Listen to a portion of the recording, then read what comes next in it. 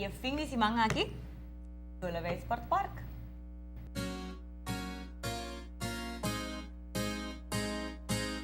Nós esperamos que você também está claro para join-nos para a reapertura de Jola Way Sport Park. É dia 27, 28 e 29 de novembro.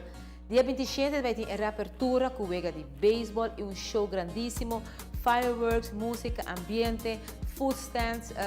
Nós invitamos a um tour para join-nos para a noite grande aqui caminha que nós vai reconhecer nos beisebol de antes, nos jogadores de beisebol de antes, nós vai ter preparação andando também para o dia seguinte, que tu já sabe, caminha com o vegano para continuar, e vegano entre outros tá beach volleyball, beach tennis, também tem beisebol, também tem softball, também tem atletismo, também tem boxeo, vega de dominó, pero mais outra coisa que é a família chega, para Boston chega e não pensa que é caro ou nada, porque é completamente grátis.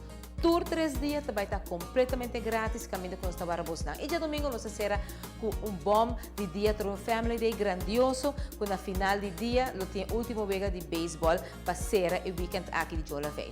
Se você pensa que nós não pensamos em parte de música, a música está em cargo de DJ Mike, mas também tem cada noite grupo diferente e entre outros nós também temos Le Groove, nós também temos Oreo e nós também temos Tsunami também. Maneira de você é home run e nós também dali no weekend de 27, 28, 29 de novembro dentro de Jola Way, na Sport Park e na mês de São Nicolás, ambiente também tem, corpo que está completamente grátis, divertição para a inteira família. Nós invitamos viajar mais claro para dar-nos buyback né ainda glorioso de nos beisebol, de nos diferentes deportes na arriba de Brook, caminha com San Nicolás completo, te invita a Aruba inteira para join nos para juntos nos grita home run!